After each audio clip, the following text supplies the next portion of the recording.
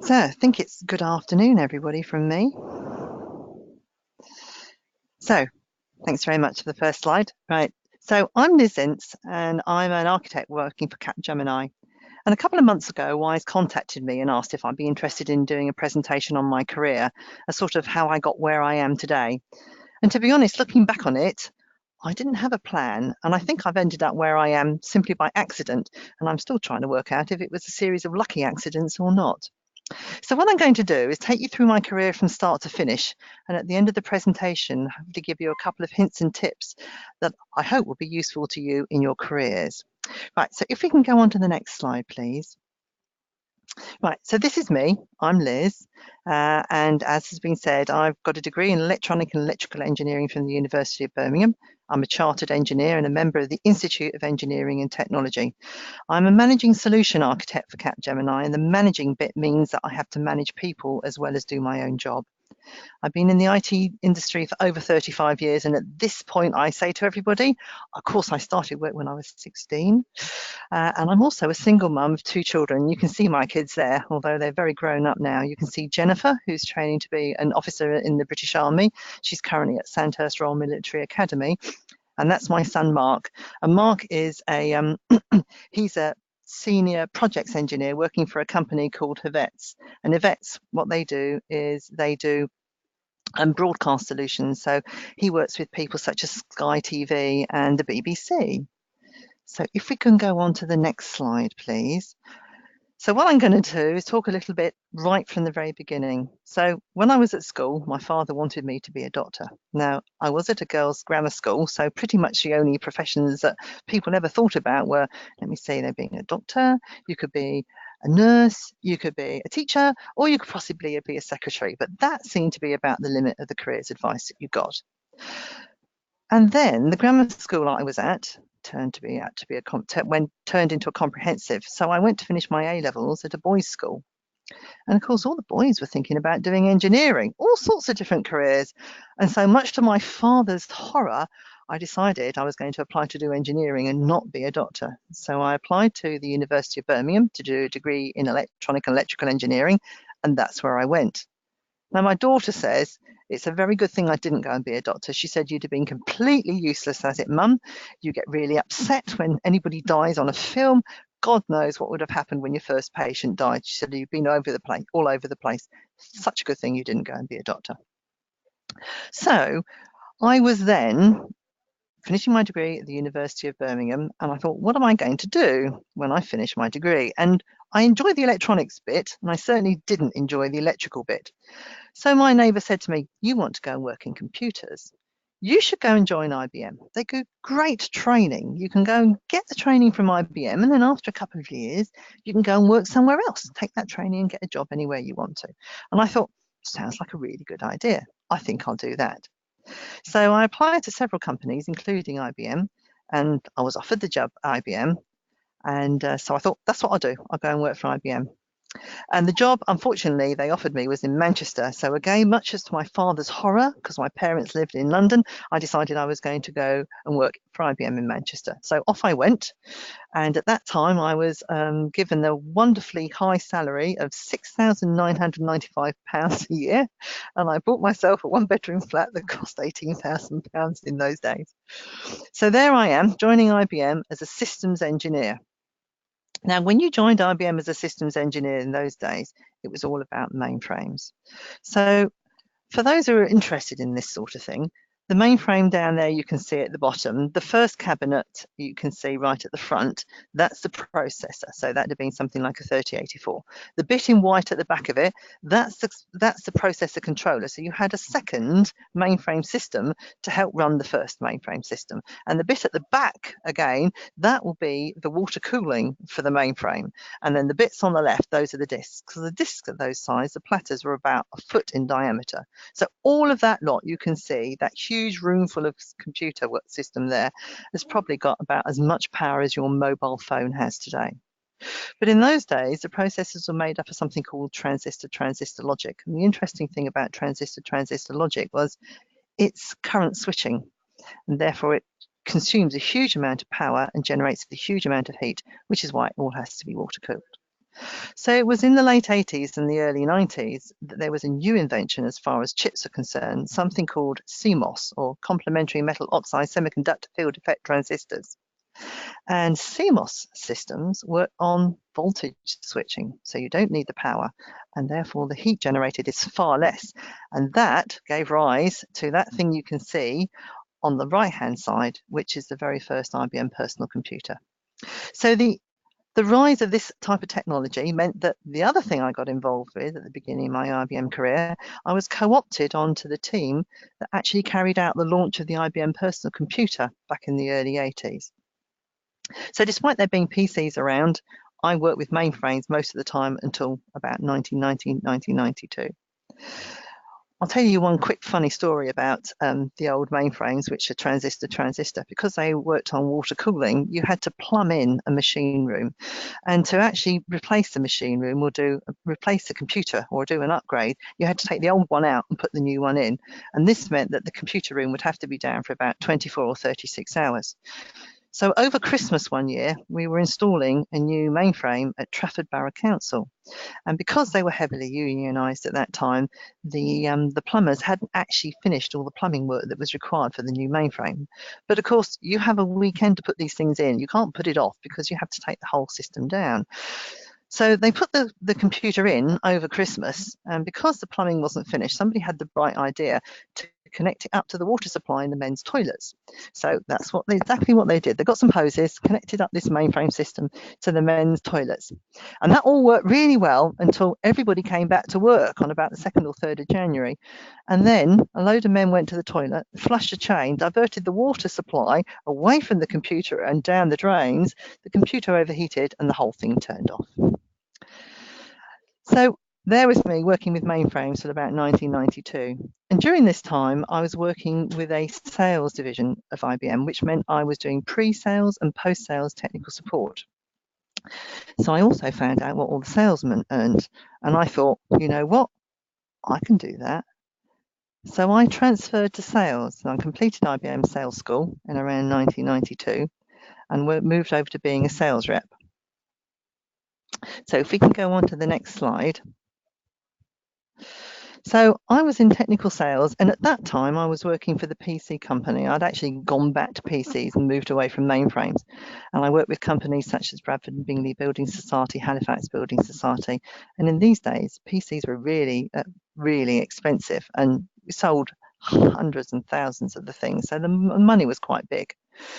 So I enjoyed working and selling PCs until around 1998. My husband decided that for his career, he wanted to move back down south. Now, this time, it actually suited my father. He and my mum still lived in London. My father was getting old, so actually moving down south was a good thing. So interestingly enough, I moved back down to London. At this time, IBM said, do you want to go and work for some software and sell some software? We've got a new product set. It's called Net.Commerce. And the idea is you try and persuade companies, especially retailers, that what they want to do is set up an online store and sell stuff online. Now, this was really, really right at the beginning of the internet, with the internet in business. And Java wasn't even around. So the first Net.Commerce packages were actually in Unix and Perl. There was no such thing as Java. So I set off trying to sell this new thing about online commerce to a load of retailers.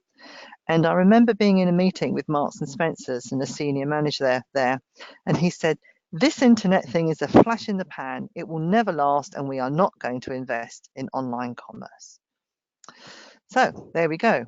Another set of companies who didn't want to invest in online commerce around the time were all the catalogue retailers. I don't know if any of you remember, they're people such as Kay's or Great Mills. We tried to persuade them to move on to online commerce. But again, they had so much invested in the printing business of printing catalogues that making the jump for having a paper catalogue to having an online catalogue wasn't something they were going to do. And I think that's really interesting, because I think if they had, then they might have rivaled Amazon, and Amazon might not have the hold in the UK that it has today. Anyway, it was an interesting time. Not that many people wanted to do this. And so there I am down in London, struggling to try and sell all these retailers on doing online commerce. So can we go on to the next slide? So what then happened to me was completely life-changing. I had what I call my own personal annus horribilis, taking my cue from the Queen, who did a Christmas presentation, a Christmas message once on her own annus horribilis. So in the space of a year, between the end of 1999 and the year 2000, my husband walked out on me and left me with 2 young children. Because of this, I couldn't afford the house we were living in on my own. I didn't earn enough to pay a mortgage that 2 people were paying before, so I had to sell my house. Then around Christmas, my father died. Both of my uncles died as well. And at that time, IBM had given me 5 managers within the space of 12 months, and the last one decided he didn't particularly like me, so he decided this would be a good time to try and get rid of me as well. I've put on the screen the top set of stresses that you can get in your life, and I think I had 4 out of 5 in under 12 months. So death of a loved one, my father, divorce, my boss trying to get rid of me, increase in financial obligations. I was now solely responsible for myself and my kids. And of course, I had to sell my current house and move to an old one. And it was a huge wake-up call to me. So can we go on to the next slide, please? Because at this time, what I suddenly realized is I was solely responsible for everything. I had 2 kids to feed and I had a mortgage to pay, and the only person who was going to pay for any of it was me. So rather than just having a career, which was just something I did when I went out to work, it was really, really important to me. And I had to take a lot of time and pay a lot of attention to what I was doing in my life, what I was earning, and where I was going to go. I had a boss who didn't really want me, a job I wasn't particularly happy doing because of this. So I decided the very first thing I had to do was change my job. And it's at this point everybody says about your network. So what is your network? And for me, my network was just a whole load of friends that I'd built up in the time that I'd been working for IBM. So I started calling around a load of my friends, and I ended up calling my very good friend, Nikki. And I said, Nikki, what are you doing at the moment? And she said, I recently started a new job as an architect in IBM. She said, you'd like this job. It's a little bit technical, has an element of sales. I think it would suit you down to the ground. Why don't you see about becoming an IBM architect? I know you could do the job. So that was a really good idea. So what I had to do then was find somebody in IBM in the UK who was an architect manager. And it turned out to be somebody I'd worked in projects some time before. So I rang him up and said, I hear you're now managing architects. I'm really interested in becoming an architect. Can we meet for coffee? You can tell me about what this job is and see whether I'd be good. So we went and had a coffee, and he said, yes, I think you'd be really good at doing this job, Liz.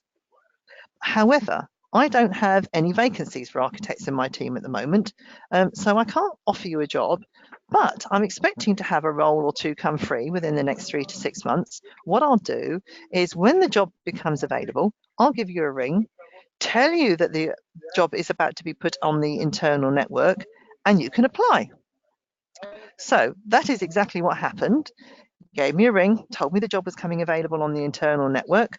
So I applied and got the job, and I became a software architect in the WebSphere team in IBM's software group.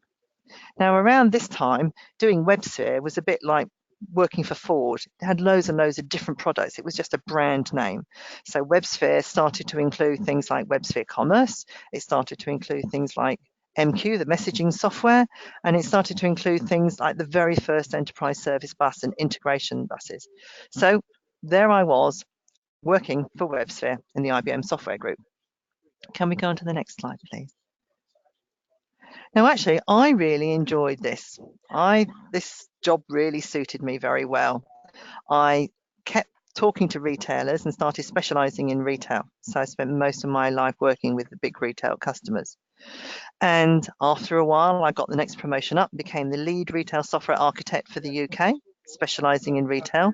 And I also started to work on the IBM worldwide retail team and looking at the retail strategy and using IBM software as supporting retailers around the world. And then a friend of mine who was a client technical advisor, and I thought this was the next level up, he resigned, and so there was a role going as a client technical advisor for Marks and Spencer's.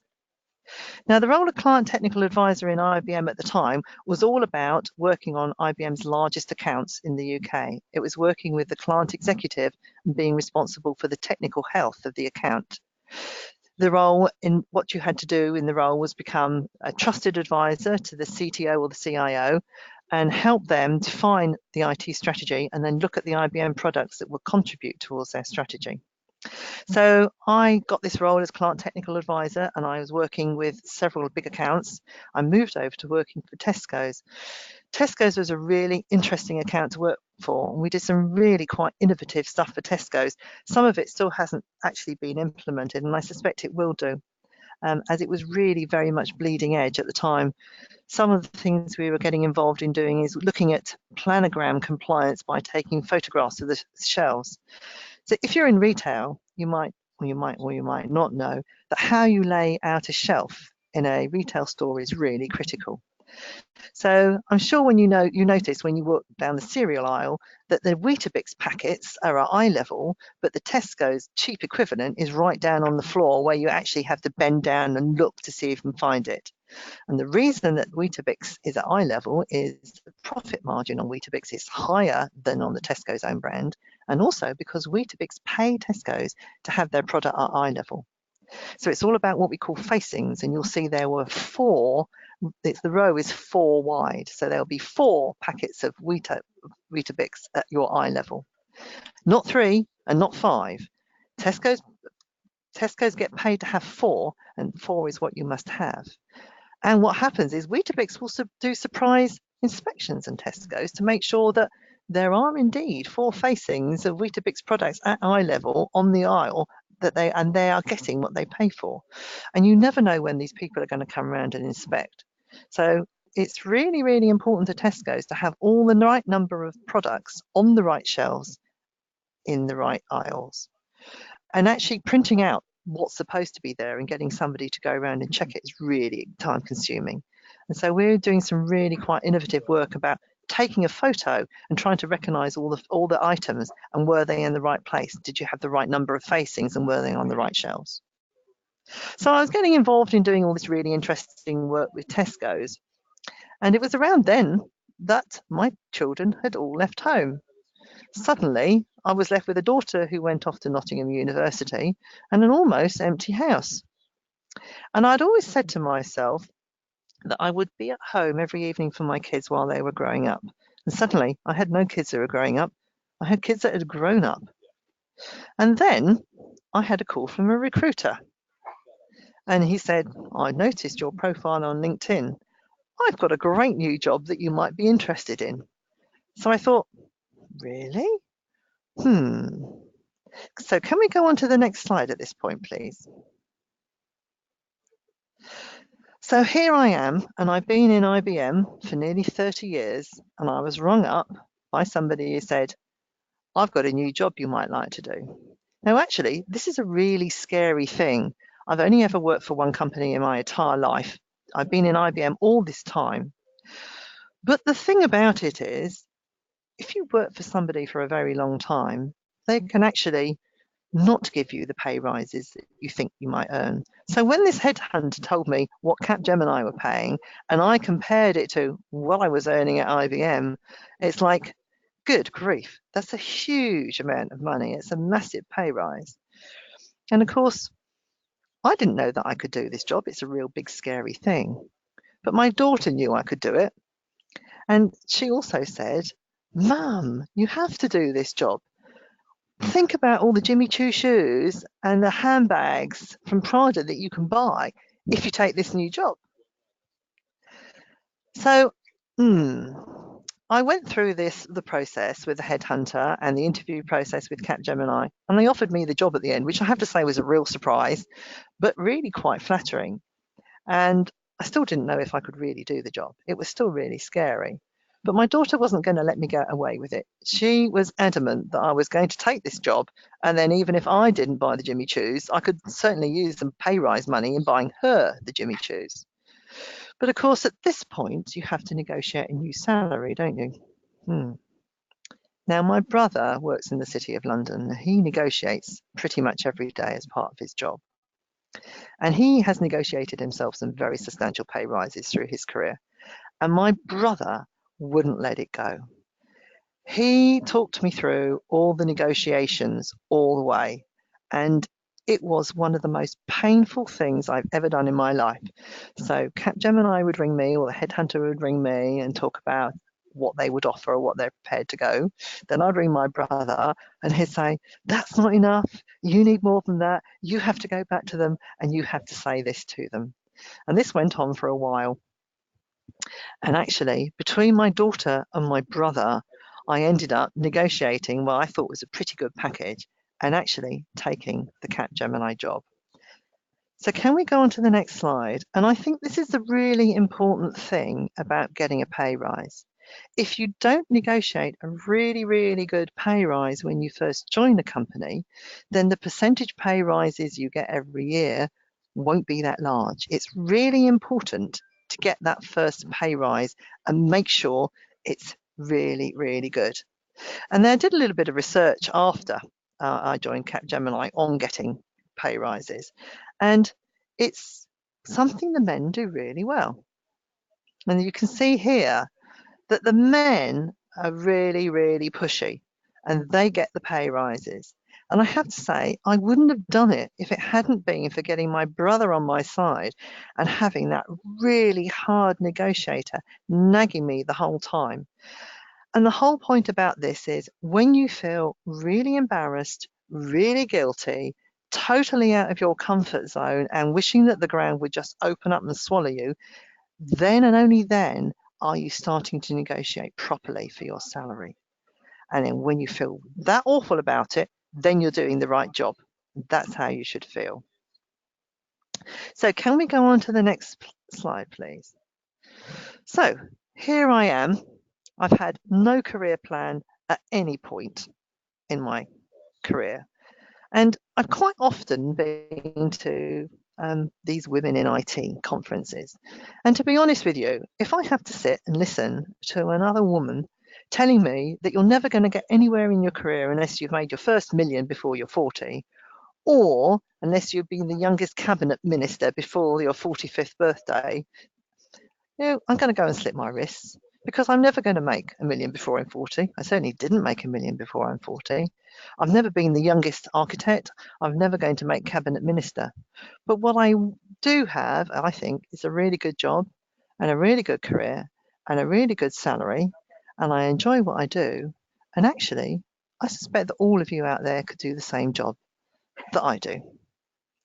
Now, I've included that photograph of me because I think you'll all be pleased to know that being in IT, I ended up meeting my current partner, Alistair, by joining Match.com. After all, if you're in online commerce, where else do you go to meet a new partner? And if you could go on to the next slide. And then actually, I stunned myself because last year, a friend of mine and I agreed that we would both apply for one of these industry awards, and we nagged each other and egged each other on to do it. And this comes back to the point where you have to have somebody on your back nagging you to do things. And I was a finalist for the Wise Women in Industry Award, as it was said right at the front of this presentation. And as you can see, I was lucky enough to be introduced to Princess Anne, the Princess Royal. So I've probably taken up enough time already. Can we go on to the closing thoughts? So a couple of things. Everybody says about networking being really important, and networking is really important, but networking is not a network. A network is a group of friends that you've made over the years, and you support each other, and then you help them and they help you. So I think networking is really important. But remember, networking is just your friends. Get some help whenever you're negotiating. Get somebody who is going to be on your case and won't let you settle for second best. And I know I haven't settled for second best because every year when it comes to pay reviews, my boss at Capgemini says, I have no idea how you managed to negotiate such a good salary, Liz. You're right at the top of the pay band and you're already earning most of the men. And for that point, I go, woohoo, girl power, go me. Throughout everything I've done, as you can see, I've gone off and done things. I wasn't too sure whether I should have done them or not, but I would rather regret having done something than regret having not done something. And I'd much rather it be that way round, than look back at my career and thinking, I wish I'd done this, or I'd wish I'd done that. Have confidence. And if you haven't got confidence, then have somebody telling you to have confidence. Get a friend, or in my case, your daughter, to tell you you've got to have some confidence. And above all, whenever you're negotiating anything, be it a new pay rise or a new job or whatever you're doing, think you want to be the one buying those Jimmy Choos. Yeah? And get that pay rise. And then even if you don't want the Jimmy Choos, you can end up buying the Jimmy Choos for your daughter. So that's it from me. And does anybody have any questions? Thank you very much, Liz. That was fantastic. We've not had many questions in, so please do type them into the question box on the right-hand side. We'll kick off with this one that we have had. So the 2018 ONS Labour Force Survey showed a small increase in the number of women working in IT professional roles, but this is much less than the increase in the number of men going into the same roles, meaning that women are still just at 16%. So given this, how do you think we should be targeting women for these roles? So I think this is really interesting, because when I started work in the IT industry, which is back in, I hate to say it, but 1983, 1984, at that time, I think there were about 30% of women in the IT industry. Certainly when I joined the IBM Systems Engineering class, it was probably 40% women, 60% men. So actually, we've done an awful lot worse over the years at attracting women, and it's nice to see that the number is going up. And I think the big difference between then and now is, at that point, going into IT was seen very much as a profession.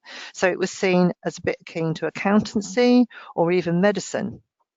And the idea of being a geek and being embedded in programming didn't really occur until around the late 90s, the beginning of the year 2000s, when we had the really big rise in the internet and the personal computer. So back when it was mainframes, it was all about being professionals in IT.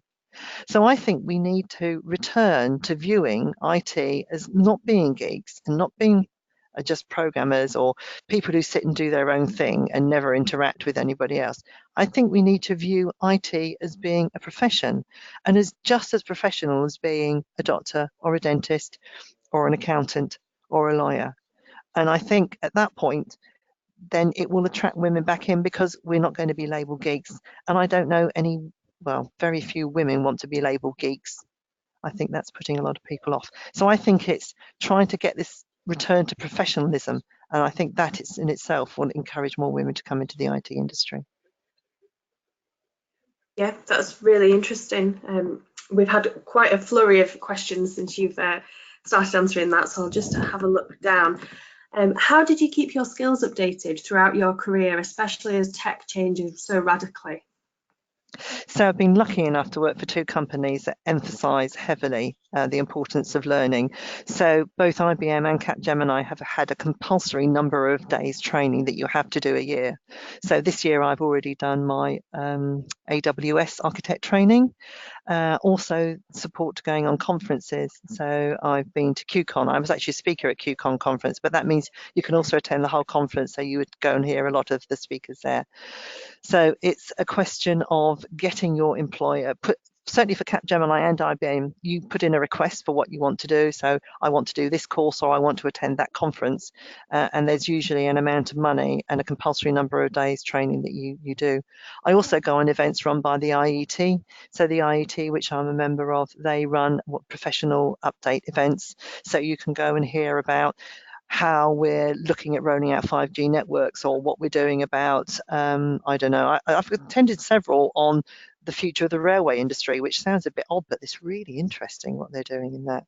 So my advice is, whichever company you're working for, make sure you personally have an amount of days and a budget that is yours to spend during the year to making sure that you can go on some courses or attend some conferences to keep your skills up to date. Yes, good advice. So we've had a long question here, but it's an interesting one. Hi Liz, how have you navigated the cultural differences between the American and the British, particularly with career progression? I work for a company that has senior management between America and the UK. I'm a female project manager currently looking to move into the newly emerging software section of the company that I'm in, and I am leading all the architecture discussions. The British management are not so great. The Americans, on the other hand, are very encouraging. How did you negotiate between cultural management styles? That's a difficult one. Because to be honest with you, the one point where I had real problems with the management is when I changed jobs. That's the one where my boss didn't like me and I took it on myself to change managers. That it is really difficult. Certainly both IBM and Capgemini were very committed to diversity, and so I very infrequently had problems with management, and I'm not actually too sure I have a good answer.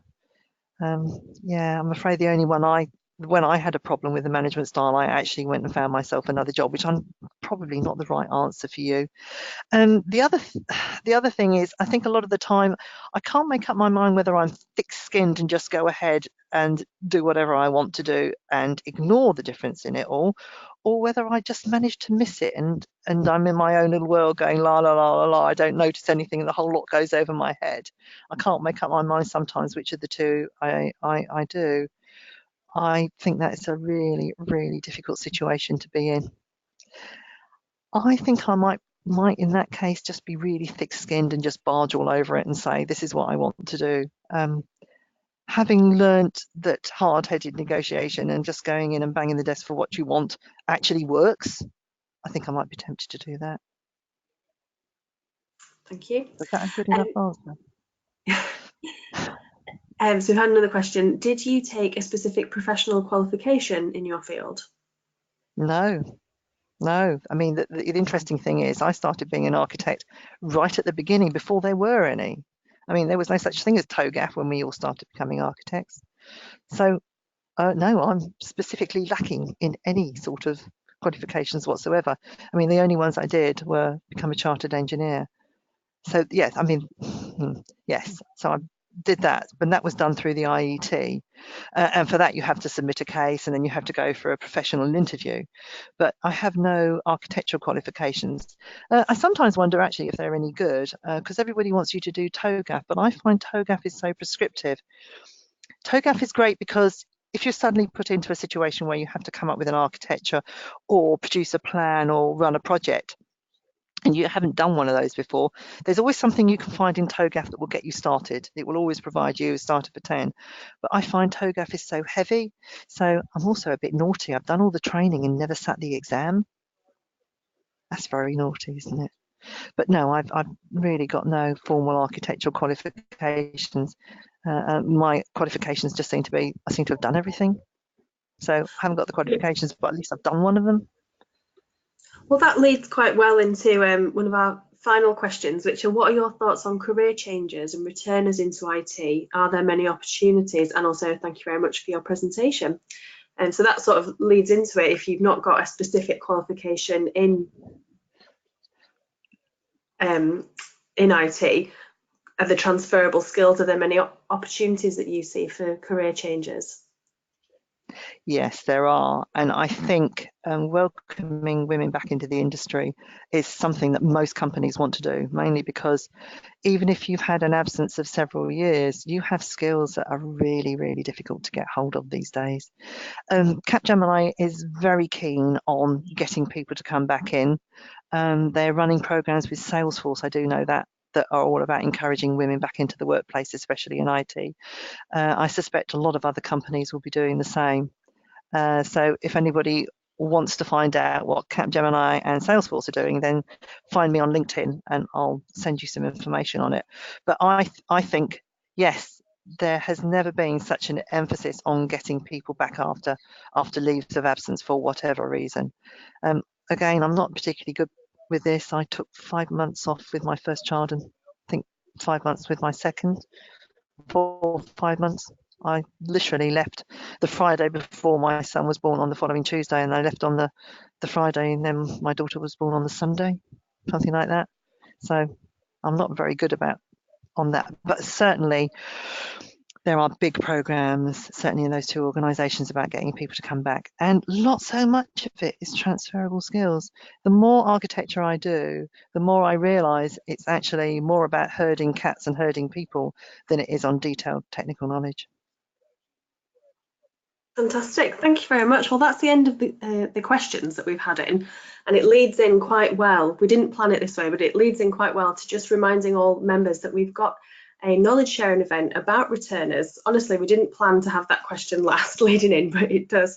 And we've setting up a returners scheme, and that's on the 29th of October. And you can find more details about that on the WISE website. I'm sure we'll be sending an email around to everyone as well if you want to know more about that. So thank you so much, Liz, for your time. I'm sure everyone found that really interesting. I know I did. And thank you everyone who's joined the webinar. We will email around a link to the recording tomorrow, and it will be saved in the members area of the website. So thank you very much. Thank you. Thank you, everybody, and good afternoon.